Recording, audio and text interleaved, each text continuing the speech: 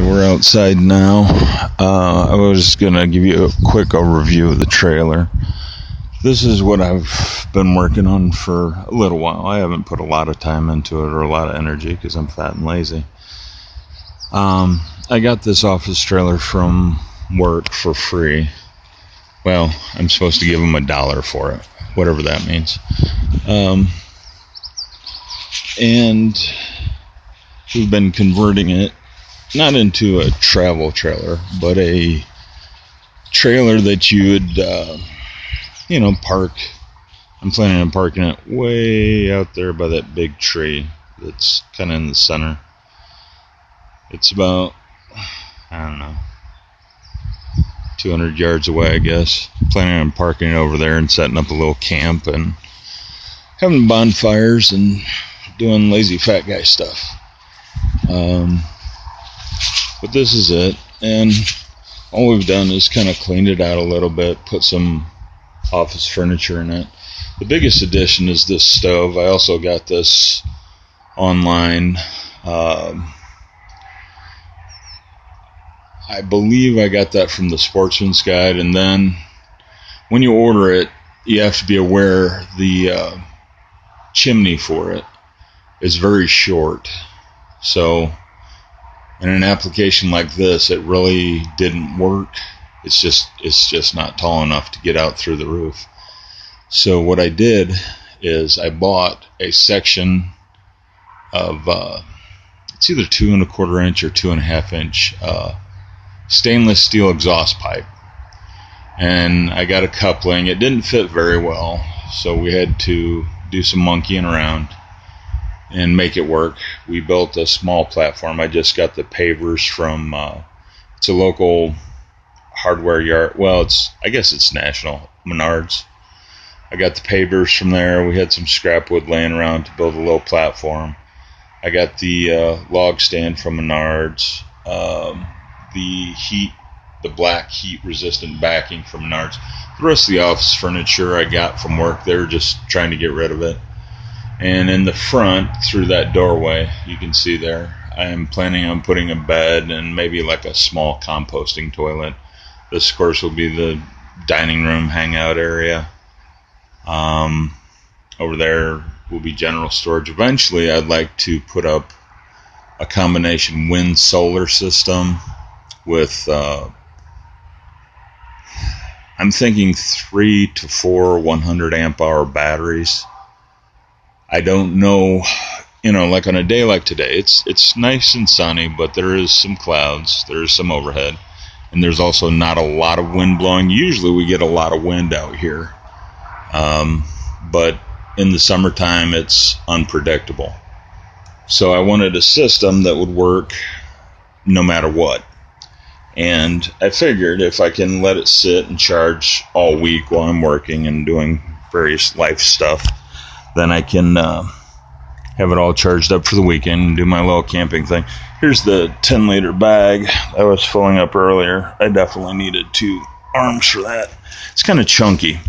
I don't think it holds completely 10 liters because that'd be 5 2-liter bottles. I just don't think so. But whatever. It works. We're going to try to make breakfast out here for the first time. I'm climbing into the trailer, and that's why all the grunting and groaning sounds are. I put in some extra shelves, too, to have those.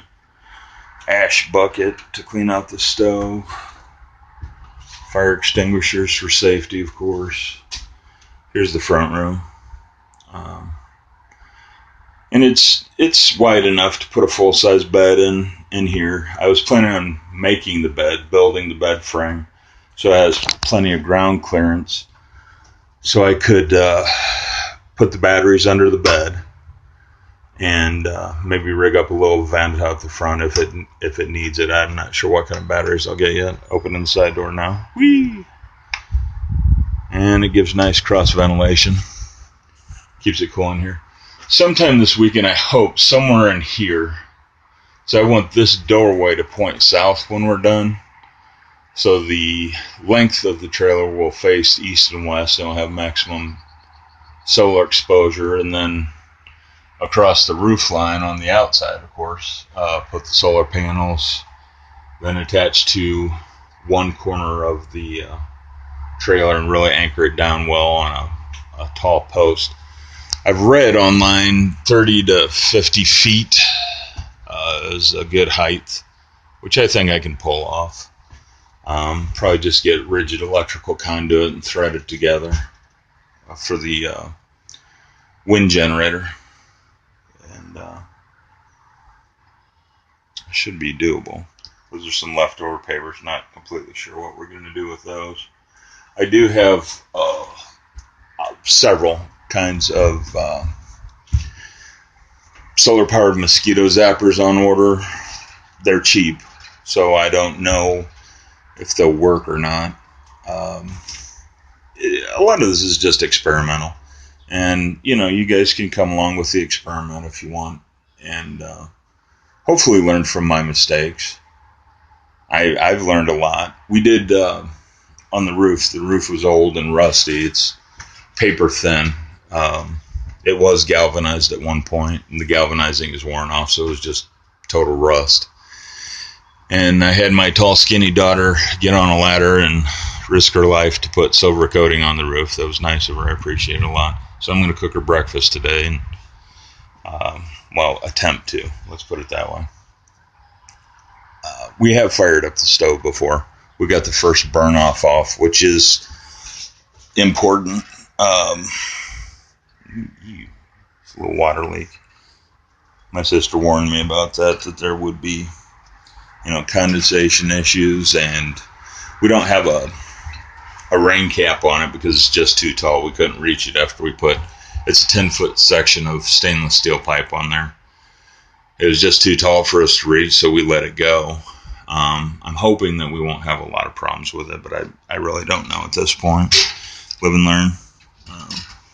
You have to have, back to what I was saying, you have to have a burn off on a new stove to get rid of a lot of the paint fumes and things like that.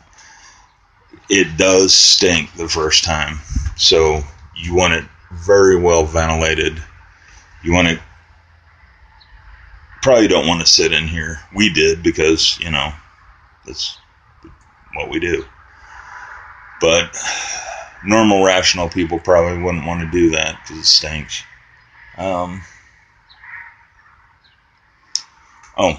This little guy.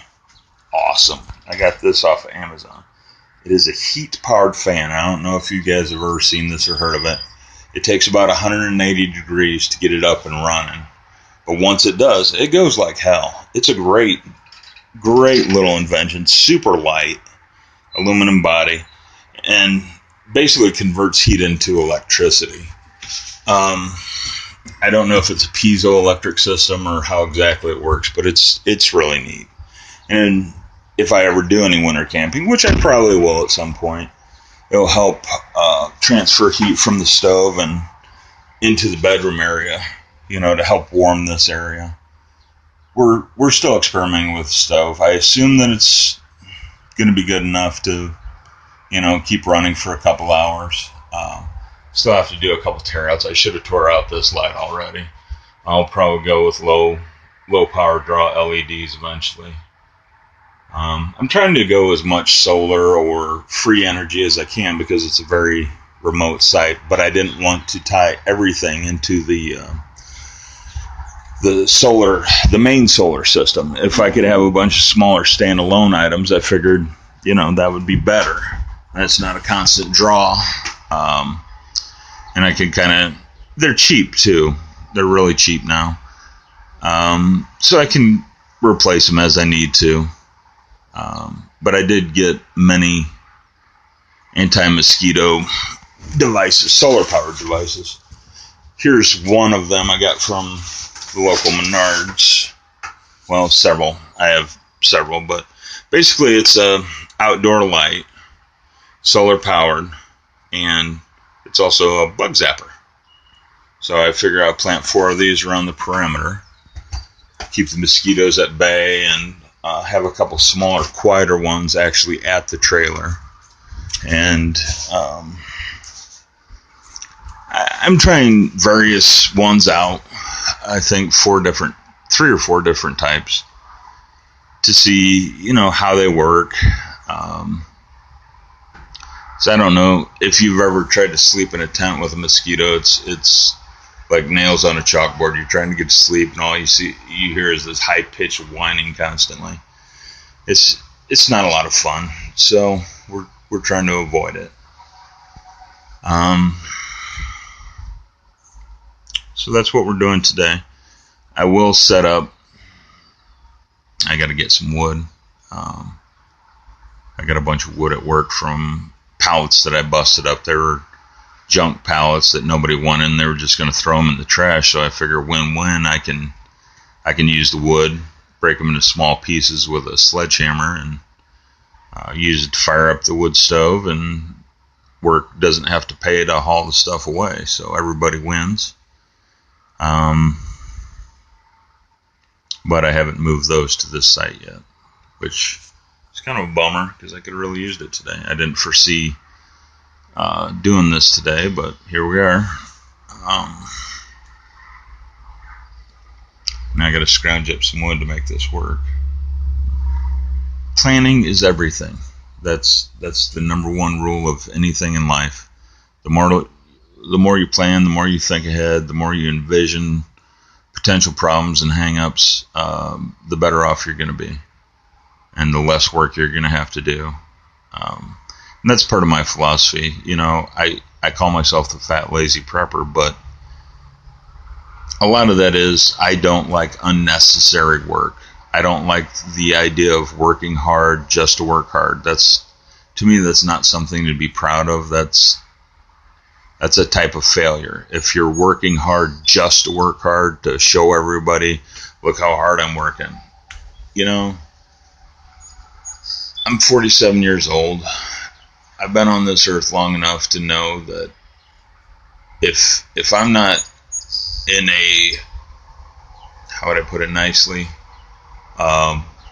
physical relationship with you, if you're not my family and or you're not paying my bills, I don't care what you think. Your opinion matters very little to me. And I feel that's the way it should be with most people. Unfortunately, most people nowadays crave attention from everybody. There she is. What's it? It's YouTube. Say hello to YouTube. Hello. So, I'm going to sign off here for a minute. This is the trailer. This is the little wood stove. We're going to be cooking breakfast, making coffee, trying it out, if we can scrounge some wood. I'll check back with you later.